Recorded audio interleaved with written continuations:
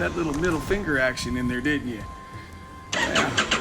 People are blind in this town. It's one thing that I've noticed after years living here in the Prescott area. The driving's just gotten so much worse.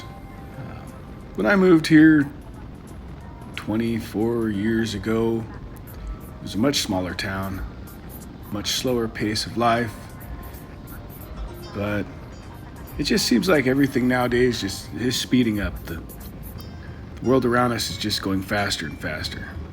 So anytime I can get out on the motorcycle, it kind of just melts away. So the weather was pretty nice today, got a little break in the snow, and I decided that, you know what? It'd be a good day for about a 200-mile loop. So what you're gonna watch is a little ride from Congress back up to Prescott via the White Spars and Yarnell Hill.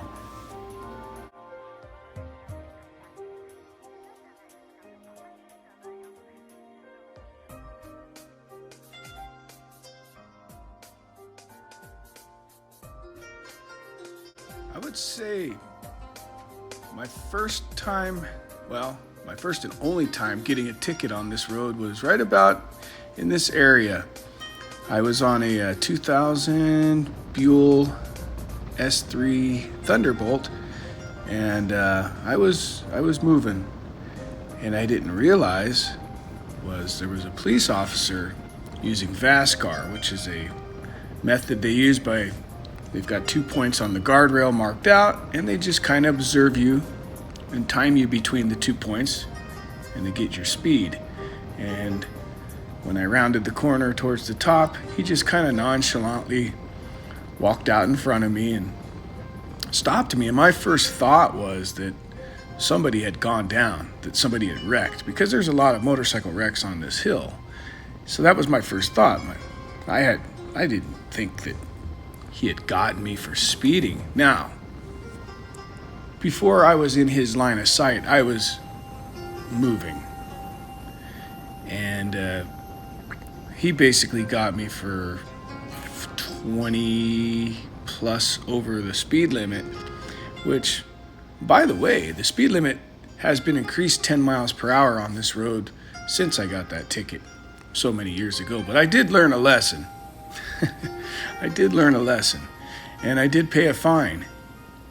What I did find interesting, though, was his whole reasoning for pulling me over was safety. But I've ridden this hill a lot.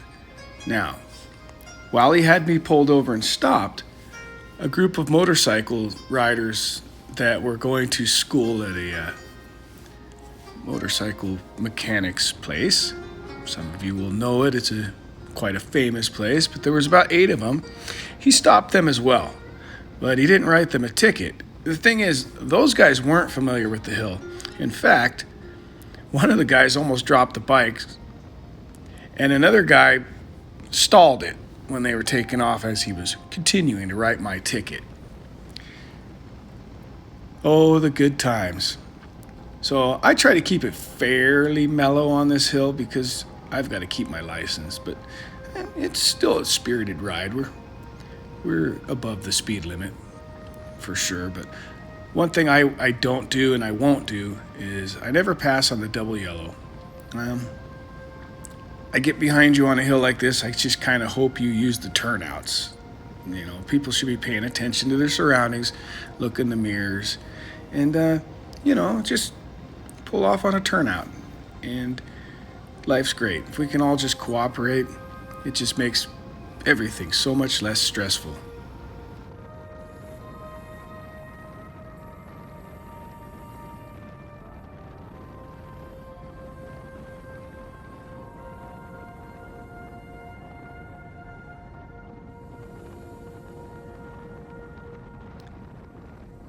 Prescott, Arizona has become a real popular place to move to, especially from the East Coast and California.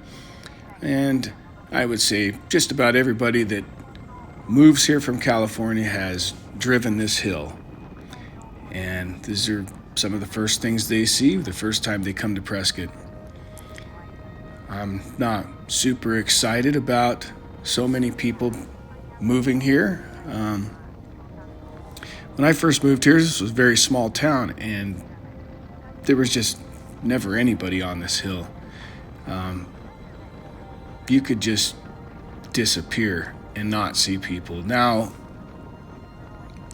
Prescott's become a little overcrowded, and the highway's a little too small for the amount of people that live here now. And there's just absolute terrible driving. Terrible driving, terribly rude drivers. It's not exactly the safest place to ride. You gotta really keep your head on a swivel because people will just pull right out in front of you. And they'll do it on purpose. It's not like they don't see you. It's like they're more important than you and they need to get there first. And it really is becoming a death race, honestly. I mean, I've noticed the people that push shopping carts often push them just like they drive. Okay, that rant is over, but it's true, and if you live here, you know exactly what I'm talking about.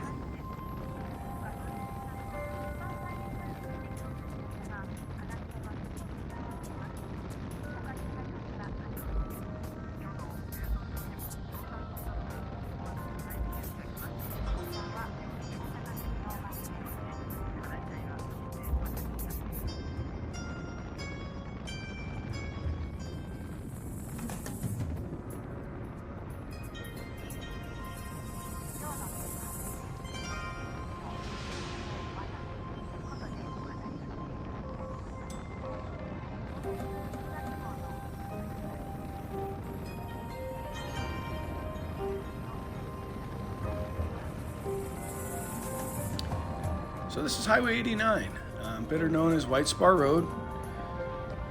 There's 109 corners in 16.1 miles. So I don't know how many corners there are on Tail of the Dragon, but I'd venture to say this is probably just as fun and a heck of a lot less crowded. Now, I don't really want to encourage people to crowd this town and come here because I'm a little selfish. I like to keep it to myself, but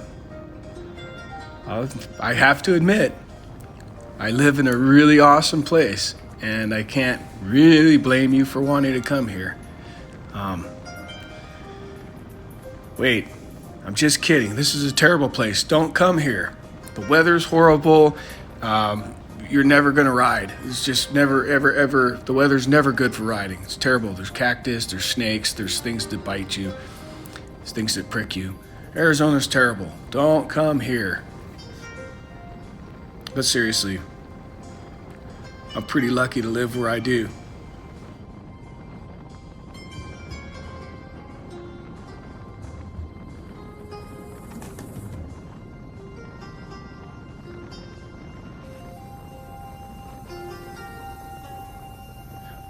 One thing about riding White Spar Road is there are constant reminders of the people that have died on this road. It happens. There's as you see a couple minutes back, that pickup truck was well on my side of the road, and that happens quite frequently. And there have been people killed that way. You know, these people come around a corner, they'll be on your side of the road, and if you're just unlucky enough to be on the wrong side of that lane at the time, you just cashed in. And there's quite a few crosses and memorials all along this highway. And I know people personally that have died on this road. So it's a constant reminder, you know, that motorcycling's just not exactly the safest thing in the world. But by God, it's probably one of the most fun things in the world. So the pleasure it brings me far outweighs the danger that exists.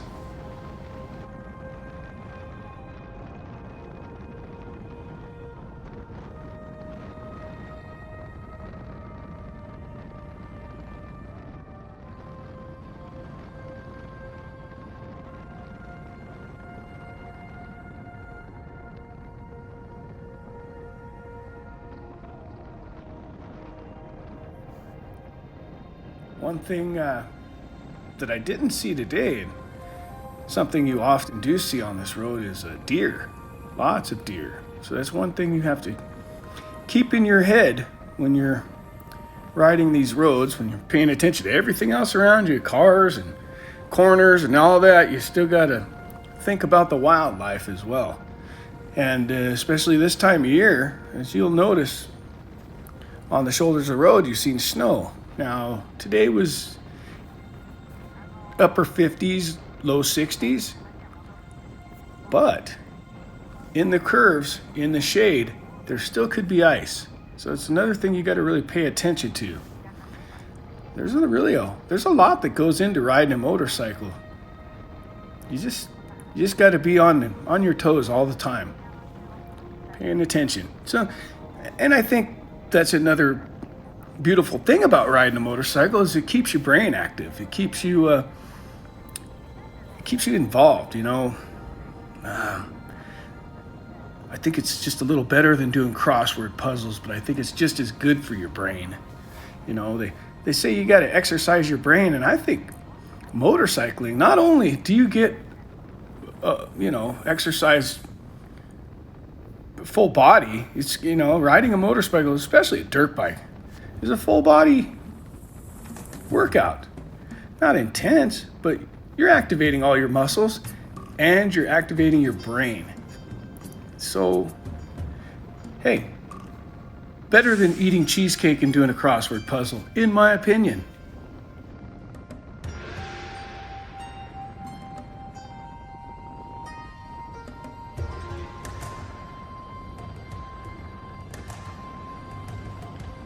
So what got you guys into motorcycling? What was your first experience? What keeps you doing it? Throw some stuff down in the comments. Let me know what makes your heart beat. I remember my mom did not like motorcycles. I think she's all right with them now. But for the longest time, she was not a fan, and I'm really surprised. And I don't know how I got my first dirt bike, but somehow I did. I think I was 14 years old. When I turned 16, I got my first street bike, which was a 1969 Triumph, and I had to hide it at my friend's house. I didn't know I had a street bike. It kind of broke the news when I was 18. And coincidentally enough, that's the first time I ever took an adventure on my own. Also kind of didn't tell anybody where I was going. I think when I was 18, I was still living at home, but I was at a house party where we grew up in Southern California. House parties were pretty popular. So I was at a house party, and it's kind of the way I am today. Just out of the blue, I decided I was going to go for a ride, and I ended up 400, 500 miles away in San Francisco on my motorcycle.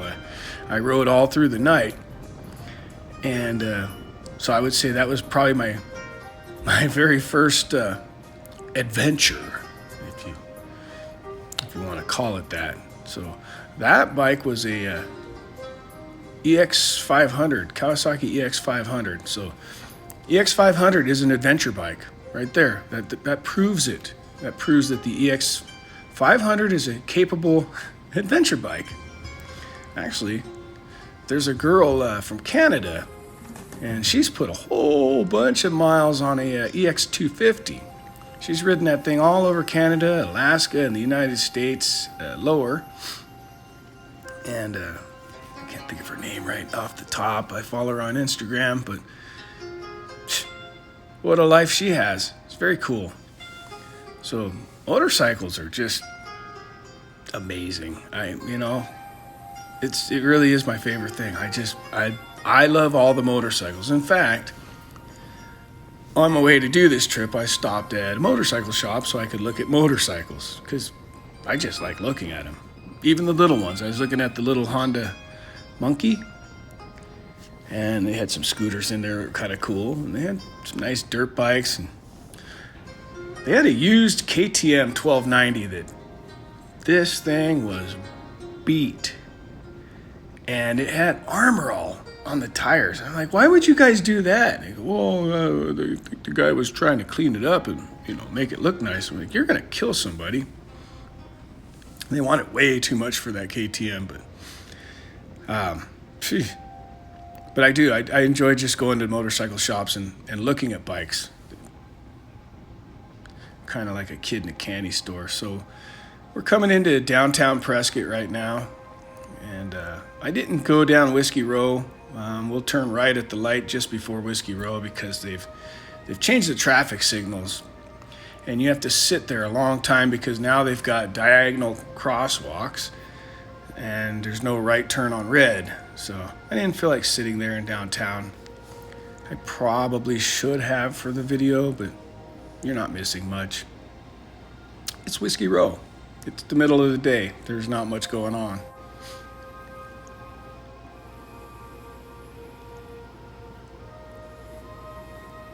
They're just getting, I think this weekend they took down the Christmas lights.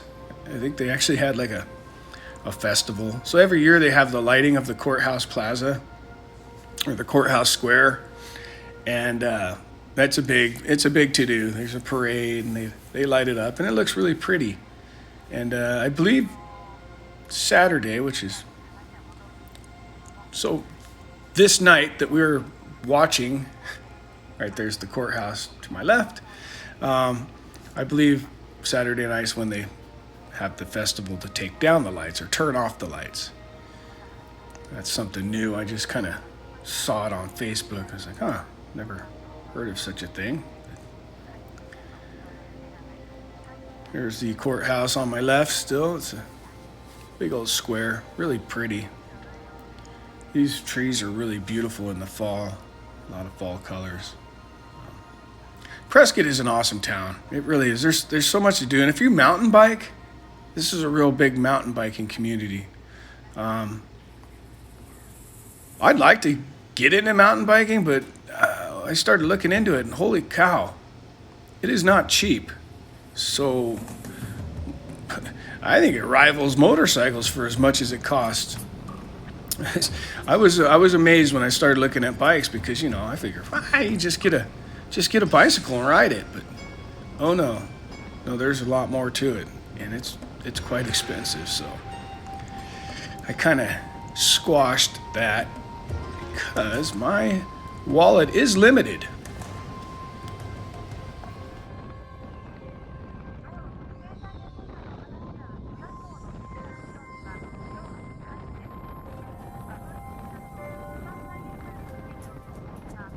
And we're cruising out of Prescott now and headed down to where I live, which is about 30 minutes out of town. And I always like to end my ride with a nice cold beer. So that's where we're headed right now. Guys, I really appreciate all of your views. I appreciate when you subscribe. And, go ahead and hit that like button. Follow. Ring that bell. I do appreciate every one of you.